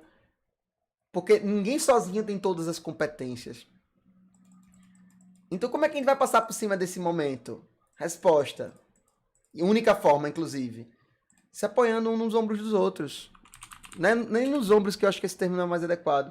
Cruzando braços. Cruzando braços. Tem uma professora que falou, Lucas, eu queria muito poder fornecer para os meus alunos atendimento psicológico. Eu estou precisando, meus alunos estão precisando. E aí eu posso dizer para você assim, o que impede você, professor, de procurar uma psicóloga, um psicólogo e chegar assim, olha, você poderia ceder para a gente 2, 3 consultas por dia de 45 minutos e 2, 3 professores poderiam se juntar e poderiam buscar ajuda psicológica. E muitos amigos meus que são psicólogos estão fazendo isso, estão cedendo 3, 4, 5, 10 consultas por mês de graça para pessoas da rede pública de ensino, por exemplo. Então, quem poderia ir atrás disso? Resposta, qualquer um de vocês. Quem poderia ir atrás, por exemplo, de uma empresa? Você tem 10 alunos seus que realmente estão sem internet e tal. Só que aí algum desses alunos pode ser, por exemplo, pode ser influenciador. E você pode chegar para esse empresário e dizer, olha, a gente vai entregar aqui divulgação, vai fazer uma divulgação bacana para você, esse aluno nosso é influenciador, e eu quero que você vai bancar a internet dessas 4, 5 casas, vai ser um investimento de R$200, R$250 por mês, e poderia tentar fazer alguma coisa que pudesse ajudar os 4, 5 alunos que a gente sabe que estão com dificuldade, a ter um chip com internet, e a ter ajuda psicológica. A pergunta é, quem pode fazer isso? Todo mundo que quiser, pessoal. Aí a gente pode entrar na discussão, que eu não acho muito produtiva, isso é responsabilidade do professor, Lucas? A pergunta é, pessoal, a gente não teve tempo para se preparar para isso. Se o seu aluno que você quer desenvolver, ele não está conseguindo desenvolver por falta de saúde emocional, por que não pensar em algo que poderia ajudar nisso? Será que é justo com esses alunos eu falar assim, não, mas a minha responsabilidade é só essa. Essa é a responsabilidade de fulano. Mas a responsabilidade é da diretora da escola, é da coordenação, é da gestão, é da prefeita. E aí, digamos que vocês estejam certos, tá? Digamos que vocês estejam certos. Isso melhora a vida dos seus alunos ou não? Isso ajuda eles ou não? Porque esse é o ponto. O ponto não é o que é certo e o que é errado, e sim se a gente vai conseguir ajudar essas pessoas. Então, assim, eu fico muito... Eu espero que com essa fala, o objetivo é que a gente tente, na medida do possível, que a gente possa... Por que eu falo na medida do possível? É porque cada um vai ter um limite. E vocês podem respeitar o seu limite. Vocês não precisam ir além daquilo que vocês podem fazer. Então, não estou pedindo para ninguém ir além. Eu estou pedindo só que a gente possa fazer aquilo que a gente acha que é possível fazer. Isso é muito honesto. É muito honesto. Que a gente tem essa capacidade de poder fazer dentro dos nossos limites. E o que vocês vão ver é que às vezes a gente tem capacidade de fazer mais, é só porque a gente não estava pensando de forma criativa. A gente estava pensando só nos desafios que a gente tem. A gente estava pensando no que a gente tem, ao invés de pensar naquilo que a gente poderia conseguir. Então, quando eu falei para vocês sobre ligação telefônica, sobre se vulnerabilizar, sobre procurar o que os alunos já gostam, já engajam, é uma forma de poder trazer para vocês reflexões que talvez não estavam fazendo parte do seu dia a dia e que, se vocês acharem que é bacana, comecem a fazer. Tentem pensar, como é que isso se dá? Aí você fala assim, mas Lucas, eu não sei. Pede ajuda, pergunta, se juntem 3 ou 4. Eu vou deixar meu Instagram aqui. Vocês podem me perguntar, falando, Lucas, e aí? Como é que isso funciona? Como é que é isso na prática? Me dá um exemplo de um lugar que você fez, que você viu isso. Começa a perguntar, galera. Começa a perguntar. A gente precisa ter essa curiosidade de perguntar. E agora eu queria pedir para terminar, na verdade, para vocês. Na verdade, eu acho que eu vou passar aqui, que são 13h27. Eu não vou passar tudo, não. O que eu queria só, na verdade, é dizer para vocês que a gente não tá num jogo finito, ele não é um jogo que acaba. A pandemia, mesmo que depois a gente tenha uma vacina, e a pandemia, ela não acaba para a educação, porque ela expôs uma série de falhas no nosso processo educacional. E essas falhas, a gente não pode olhar para elas com raiva, com ódio, com vergonha. Essas falhas fazem parte de um processo de evolução. Imagina, o meu avô foi analfabeto até 19 anos de idade. Aí você pode falar para mim, Lucas, você tem vergonha disso? Porque ele encara, ele falava às vezes isso com um pouco de vergonha, porque eu fui analfabeto até os 19 anos de idade. E aí você pode perguntar para mim, Lucas, você tem vergonha do seu avô, porque ele foi analfabeto até os 19? Eu falei, pessoal, meu avô, com 23, virou professor de português. E ele foi analfabeto até os 19. Eu tenho tanto orgulho da história da minha família, tanto orgulho de como uma pessoa que veio da roça, depois conseguiu criar 6 filhos, pessoas do bem, pessoas que construíram famílias com valores, que depois calcou a vida da família na educação. Minha tia, irmã do meu pai, médica, outra irmã do meu pai, dentista, meu pai virou coronel de polícia, minha outra tia foi formada, não foi formada, mas hoje é uma pessoa que é empreendedora, todas pessoas de bem, Eu falo, meu Deus, e veio de uma pessoa que não teve oportunidade na vida até os 19 anos. Se meu avô tivesse enxergado que onde ele começou é para onde ele deveria ir, ele não teria saído da cidade dele, teria buscado a vida melhor, que ele teve que tomar a decisão de ir para Maceió na época. E ele encontrou uma pessoa que se dispôs a ensinar ele a ler e escrever. E ele se esforçou muito para aprender. Depois ele passou no concurso para soldado, criou uma família de 6 filhos, de forma honesta, de forma íntegra. Eu tenho muito orgulho. Só que se você olhar de fora, eu falo assim, caraca, que falha. Não sabia ler e escrever com 18 anos de idade, maior de idade. Só que a questão é, a gente não é obrigado a ficar onde a gente está, pessoal. A gente não deveria querer ficar onde a gente está. Porque hoje nós temos mais ferramentas do que antes. Então, quando a gente analisa as decisões ou os resultados que poderiam ser melhores e não são, por exemplo, não é para a gente ter vergonha do que a gente construiu. Pelo contrário, é para ter orgulho. Eu tenho muito orgulho da história do meu avô. O problema seria se ele olhasse para a primeira fase da vida dele e falasse assim, não, mas já deu, eu já sei assim. Talvez ele tivesse numa condição muito parecida e os meus pais não teriam a estrutura que eles tivessem. Talvez eu não estaria aqui conversando com vocês hoje. Porque uma pessoa decidiu não olhar só para aquilo que ele não estava fazendo, mas decidiu que ele ia procurar algo melhor. Que era a responsabilidade dele tentar evoluir. E o meu pai tentou fazer a mesma coisa, e eu estou tentando fazer a mesma coisa. Em gratidão à história do meu avô. De pegar algo que foi dado a ele e tentar fazer aquilo melhor. Com orgulho, com gratidão, mas sem comodismo, sem conformismo. Ah, o que tem é o melhor do mundo. Não. O que tem, eu sou muito grato ao que tem. Mas é minha responsabilidade construir melhor. E quando a gente deveria fazer isso? A minha avó terminou a faculdade há 2 anos atrás.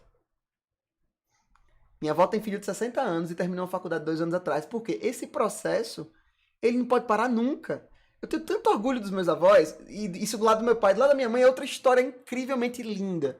Que eu não vou aprofundar aqui muito com vocês, mas também é tanta beleza na história, é tanta reinvenção. Reinvenção começando aos 18 anos, aos 20, aos 40, aos 50, aos 60. Porque a reinvenção ela começa a partir de uma pessoa inconformada. Ela não começa a partir de uma pessoa de 20 anos. Ou de uma pessoa de 70 anos. Ela começa a partir de uma pessoa inconformada. Uma pessoa que quer ver o mundo melhor do que ele é. E nós somos professores e esse é o nosso papel. É ver que o mundo pode ser melhor, e ele vai ser melhor através do nosso trabalho com os nossos alunos. Para isso, a gente vai precisar passar por um processo desafiador. Não é um processo que tem começo, meio e fim, ele é um processo infinito, onde basicamente o nosso objetivo é continuar nesse processo cada dia melhor. O objetivo não é vencer o Covid, não é vencer o ano 2020, achando que 2021... mal posso esperar que 2020 acabe. Professores e professoras de Belém, 2021 não vai ser tão diferente de 2020. E o que eu peço para vocês é a mesma coisa que eu peço para mim. Eu não peço menos dificuldades, eu peço mais sabedoria. Eu não peço menos problemas, eu peço mais capacidade. Porque a pessoa que me ensinou isso, e eu sou muito, muito, muito grato por esse ensinamento, ela, sem querer, me passou a maior lição que eu poderia aprender na vida. É que eu não controlo a capacidade de problemas que chegam pra mim. Porque se eu peço é uma vida mais fácil, uma vida mais serena, mais tranquilidade, se for isso que eu vou pedir, eu vou ter muita dificuldade, porque de verdade eu não controlei o coronavírus. Nenhum de vocês pediu isso. Porque a gente não tem como controlar o que vem. Mas a gente tem como pedir mais sabedoria, a gente tem como ir atrás de mais sabedoria, a gente tem como ir atrás de mais capacidade. Esse momento de hoje, eu queria só reiterar da minha honra de dia 14 de outubro, um dia antes do Dia dos Professores, eu estar com pessoas tão comprometidas. Vocês poderiam não estar aqui, vocês poderiam estar envolvidos com política, vocês poderiam estar envolvidos com uma série de coisas, e vocês decidiram parar aquilo que vocês estavam fazendo para tentar refletir sobre a educação, para tentar pensar a educação. Lucas, mas que galera, ano que vem, situação ou oposição, a educação não pode parar. Eu sei que às vezes a gente está envolvido nessas coisas e esses desafios, e eu sou muito grato de verdade a Suelen, sempre foi uma pessoa muito positiva, e eu acho que os resultados da educação de Belém também dizem respeito ao seu trabalho e a um papel comprometido da gestão, então eu também queria tirar meu chapéu. A gente já está conversando sobre a possibilidade de ano que vem poder trazer formações para vocês mais aprofundadas sobre as metodologias ativas. Queria muito trazer esse ano ainda. Não sei se vai ser possível, mas eu vou batalhar muito para que a gente possa trazer ainda esse ano, porque, como eu falei, a educação não pode parar. A educação não pode parar. E cada dia que a gente passa barriga à educação, a gente não vai conseguir retornar a mesma quantidade de alunos ano que vem. Então a gente tem que tomar muito cuidado com mês que vem, semana que vem. Qualquer coisa que jogue para o futuro, a gente tem que tentar batalhar pelo hoje. A gente tem que batalhar muito pelo hoje. A gente precisa encontrar as alternativas e criatividades para que a gente não interrompa esse processo. Para o pessoal que teve problema de energia, essa palestra vai ficar gravada. Então vocês vão poder retornar, vão poder ver tudo. Não se preocupem, tá? Mas eu só queria dizer para vocês que eu estou muito, muito grato por ter um grupo de pessoas que nesse período tem muita gente que fala assim: ah, Lucas, tem uma pessoa que trabalha comigo, que faz formação, não comigo, que ela tem um projeto dela, e ela falou: Lucas, agora em eleição, deixa pra lá. Aí eu falei: talvez eu não vou ter a mesma quantidade de professores que eu teria fora da eleição, Mas eu não posso parar. Podem ter 10, podem ter 100. Mas eu não vou parar. Pode ter um, pode chegar lá na hora e vai ter uma pessoa lá e eu vou dar o meu melhor. Porque eu não tenho como controlar como vão ser as coisas, mas como eu falei, eu controlo se eu vou fazer ou não, se eu vou ler ou não. E aí esse mesmo compromisso que eu tô tendo com vocês é justamente o que eu acho que é o que eu incentivo que vocês tenham cada vez mais. É em aparecer, em estar lá, independente de quem esteja na sua frente. Em estar estudando, independente se os seus alunos estão engajando ou não. Em estar falando com os pais, independente se eles vão estar respondendo ou não às suas demandas. Porque o trabalho é na gente. O trabalho é na gente. O trabalho é na gente. Não é no Joãozinho. Porque o Joãozinho, ano que vem, ele sai da escola, mas você, professor, continua. Então, o seu trabalho não pode ser no aluno. O seu trabalho tem que ser em você. Porque o seu aluno muda. Todo ano o aluno muda, o professor é o mesmo. Então, a gente tem que desenvolver, a gente tem que dominar essas ferramentas. Eu estou muito, como eu falei para vocês, falar com professores para mim não tem nada mais importante que eu faço na minha vida. Não tem nada mais importante do que falar com professores. E especialmente, eu tenho um carinho especial quando são professores da rede pública. Ele é realmente, quem me conhece de perto sabe que quando é para educação pública, para professores de uma forma geral, para educação, eu tenho um carinho muito grande, mas em especial para a rede pública de ensino, eu tenho todo um respeito que consegue ser ainda maior, porque eu sei o que vocês passam, eu fui nas escolas, eu conversei com vocês, eu conversei com seus alunos, e eu vejo, é tão bonito, é tão sincero. Aí tem gente que diz, mas Lucas, mas não são todos os professores. Eu falei, ok, eu sei que não são todos os professores, mas é a maioria. São todos os professores que têm essa preocupação e esse carinho e tal. Não, não são todos, mas é a maioria. E para mim, eu já estou satisfeito demais com isso, já é a maioria. O que eu poderia esperar mais que isso? E é por isso que eu venho com essa energia e venho com essa preparação e espero que tenha feito sentido para vocês de alguma forma. Eu realmente tá aqui.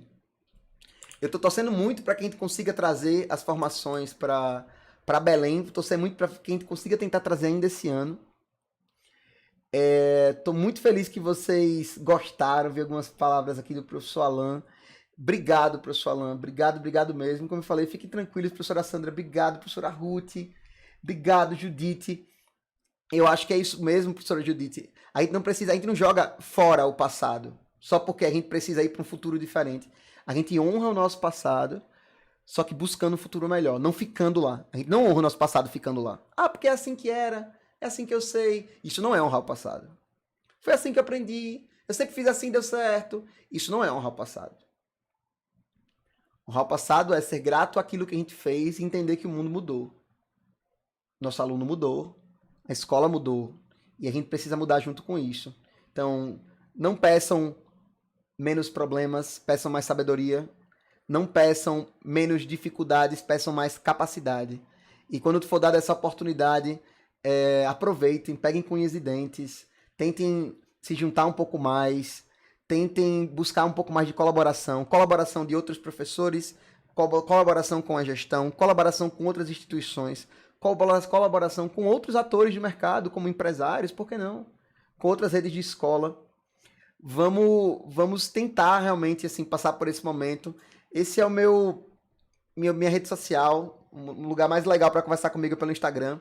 Se vocês acharam hoje bacana, tirem uma foto aqui da tela agora, posta lá no Instagram, me marca quando vocês puderem. É um ambiente onde eu passo algumas informações também, é um ambiente onde eu faço provocações com professores, é um ambiente onde eu respondo perguntas para quem quer tirar dúvidas também. Como eu falei para vocês, pede ajuda, vocês vão encontrar mais gente interessada em ajudar do que você imagina.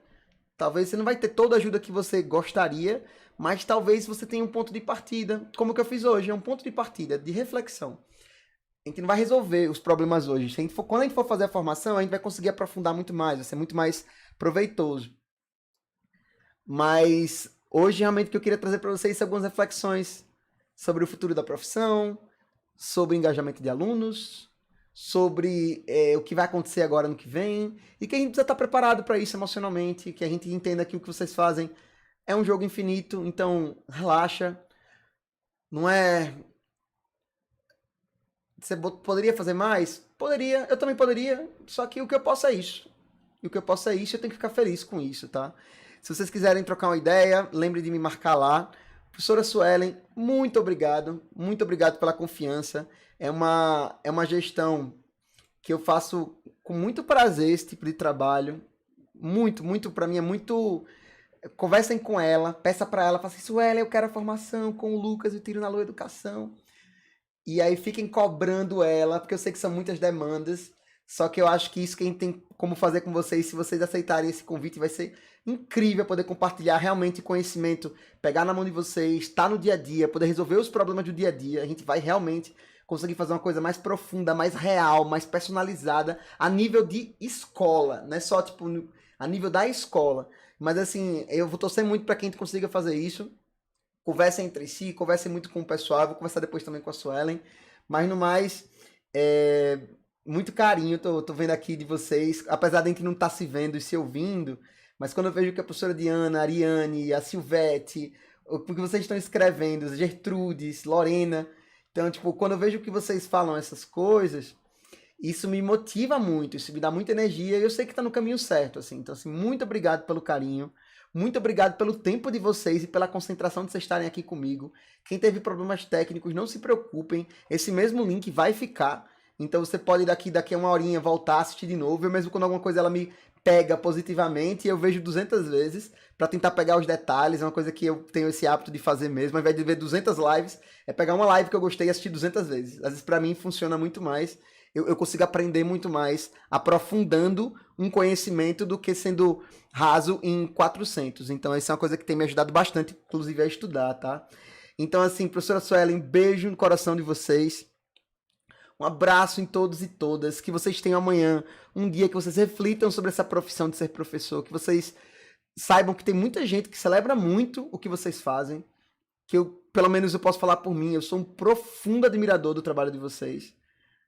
Profundo, sou fã de verdade, como eu falei, eu guardo minha melhor energia, os meus melhores conhecimentos, eu penso em como eu vou falar, eu tento não falar rápido demais, eu tento utilizar as mãos na hora certa, tudo uma preocupação para que esse momento possa ser proveitoso para vocês de alguma forma, porque eu realmente acredito nisso, eu acredito muito na educação pública. Eu acredito muito na educação pública, não é à toa que eu tive várias oportunidades de trabalhar em outros segmentos de áreas que não era educação, e eu decidi abrir mão de muita coisa para poder estar fazendo esse tipo de trabalho com professores, porque eu não acho que teria melhor lugar para estar fazendo essa troca, fazendo essa aprendizagem. Então, parabéns, professores e professoras, pelo que vocês fazem. Se o futuro vai ser melhor, é porque tem um professor, uma professora de escola pública dando o seu melhor para que esses alunos tenham chances de futuros que sejam futuros desejados, futuros planejados e não futuros incertos, tá? Então, parabéns, muito obrigado pela energia de vocês e espero que a gente possa se ver logo logo, espero que seja o nosso próximo encontro, seja logo, e fiquem à disposição. Quem não conseguiu fazer a inscrição pelo link, tenta fazer depois, porque eu fiquei com o e-mail de vocês e o telefone, e depois, no outro momento, quando tiver algum evento meu, ou eu estiver passando informações por e-mail, essas coisas, eu vou pegar aquelas informações do link de inscrição.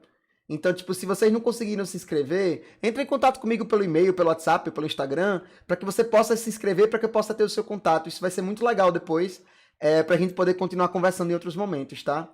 Então, Suelen, obrigado. Espero que vocês tenham gostado. Espero que tenha valido a pena essa conversa minha com a Suelen para trazer para vocês. Professores da EJA, que bacana que tem professores da EJA aqui. Parabéns a todos os professores. Fiquem com Deus, fiquem bem, fiquem em casa se conseguirem, lavem as mãos, defendam o SUS. E eu digo para vocês, o ano que vem vai ser um ano importante e as coisas vão melhorar sim. A gente vai passar por isso, vai dar tudo certo. A gente só precisa agora ter um pouquinho de paciência. Aí a gente vai continuar se esticando um pouquinho, mas eventualmente a gente vai ter muito orgulho de ter. A gente vai olhar para trás daqui a 10 anos e vai ser, meu Deus, era o momento mais difícil da história da minha cidade e eu dei o meu melhor e eu realmente fui. Eu não pude fazer tudo, mas eu dei o meu melhor. E vocês vão ter muito orgulho dessa fase, muito orgulho mesmo no futuro, tá? Beijão a todos e até a próxima, galera. Tchau, tchau.